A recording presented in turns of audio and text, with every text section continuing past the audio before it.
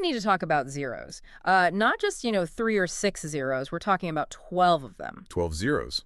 Yeah, because the gap between the super rich and, well, everyone else is getting wider, and it's happening at a speed we really haven't seen before. And at the end of that road is this very real possibility of the world's first trillionaire.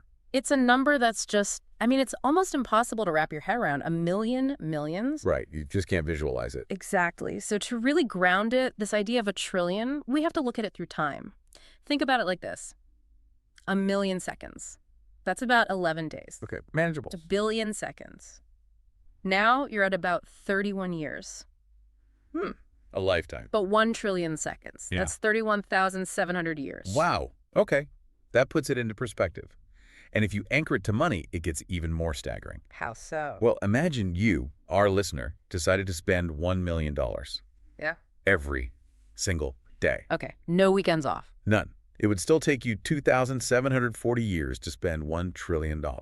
And that is the scale of what we're getting into today. Our mission is to do a deep dive into this monumental concentration of capital. Looking at both sides. Both sides.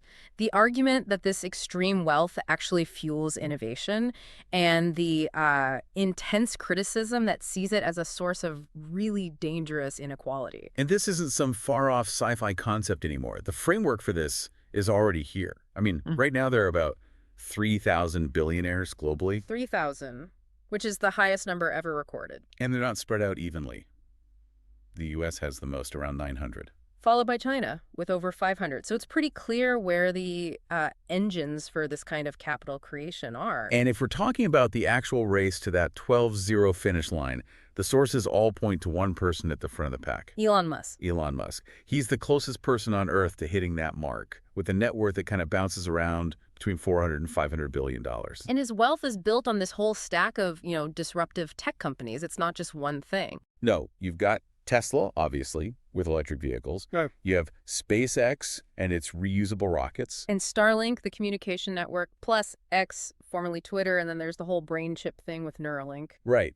But his path to $1 trillion, it's not just going to happen on its own. It's actually entirely conditional. It's all performance-based. What do you mean by that? Well, Tesla shareholders approved this huge pay package. Yeah. And it could grant him stock worth up to $1 trillion. But, and this is a huge but, only if the company meets some incredibly ambitious goals. Okay, so what are these hurdles? Because ambitious goals in the corporate world can sometimes just mean, hitting next quarter's targets. That's different. These are more like generational hurdles. We're talking about things like delivering 20 million electric vehicles. 20 million, wow. Yeah, and deploying 1 million fully autonomous robo-taxis. 1 million, okay. And on top of that, producing 1 million of those Optimus humanoid robots. These are massive multi-year goals. Experts think it could take a decade or, it might not happen at all. And this is probably the most important reality check for you listening at home. When we say someone is worth 400 billion, we have to be really clear. Yes. This is not cash sitting in a bank account. Not at all. We have to draw a very clear line between stock value and, actual liquid cash. When we value Musk, or any of the others, we're really just talking about the market value of their shares. So it's like owning slices of a giant company pizza. That's a great analogy. Yeah. And if the market decides that pizza is suddenly worth more... his net worth just shoots up on paper. On paper, exactly. But it works both ways. If the stock price tanks, he loses billions just as fast. The key thing to understand, though, is the limitation. You can't just cash it all out. Because if you try to sell hundreds of billions of dollars in stock, a couple of bad things happen immediately. Very bad things. First, you flood the market, supply overwhelms demand, and the stock price just crashes. So you devalue everything you still own. And Second, you weakened your control. By selling shares, you're literally selling your power over the companies that are the source of that wealth in the first place. It's a real balancing act. A very high-stakes one. And he's not the only one walking that tightrope. The sources, like Oxfam, they've identified other contenders who could hit that $1 trillion mark pretty soon. Yeah, within the next decade. And they're mostly in the same kind of tech space. You've got Jeff Bezos from Amazon, Barry Ellison from Oracle. Mark Zuckerberg with Meta. Right. But then you also have Bernard Arnault, who controls the LVMH luxury empire in Europe. So it's not just a Silicon Valley thing. Okay, so let's pivot a bit. We have this massive, unprecedented pile of capital. Let's make the case for are it? What do supporters say? Well, the fundamental argument from a lot of economists is that the existence of a trillionaire is actually a good sign. Hmm. It's evidence that the system is working. How so? It shows the system is rewarding huge ideas and, maybe more importantly, huge risks. The wealth isn't the problem in this view. It's the engine that drives innovation. And when you look at the companies, I mean, reusable rockets, global EV adoption, supporters would say these are things that genuinely change the world. The massive potential fortune is the incentive to take that insane risk. Exactly. And from that innovation, you get these wider economic benefits that flow out to everyone. It's not just contained at the top. But critics will say, the innovation might have happened anyway. The fortune is just an extra, unnecessary part of it. How do supporters respond to that? They argue that the scale of the capital is what matters. Sure, the idea for an electric car existed, but to build global factories, to solve battery supply chains. To build a worldwide charging network. Right. All of that requires a level of capital that only these massive entities can command. And they argue that the speed and efficiency that comes with that ultimately benefits all of us. And then there's the more direct economic flow, tax revenue. Huge amounts of it. Corporate taxes, payroll taxes from the hundreds of thousands of people employed by a company like Amazon or Meta.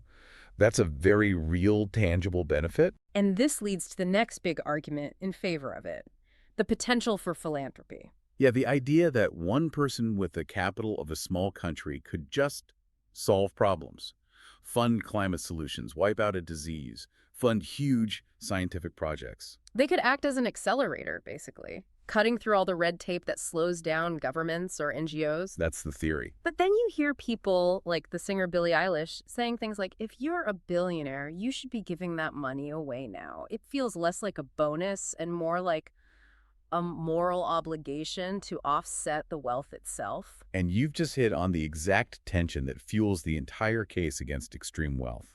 That relying on the whims of a few individuals is not a sustainable system. Right. And the critics aren't really focused on whether these people are good or bad. They're focused on the structure that allows for this kind of inequality in the first place. And when you look at the numbers from Oxfam, Hmm. they are? Well, they're pretty stark. So what do they say? Since 2020, the 5 richest men on the planet have literally doubled their wealth. Double it Yeah. since 2020. Yes.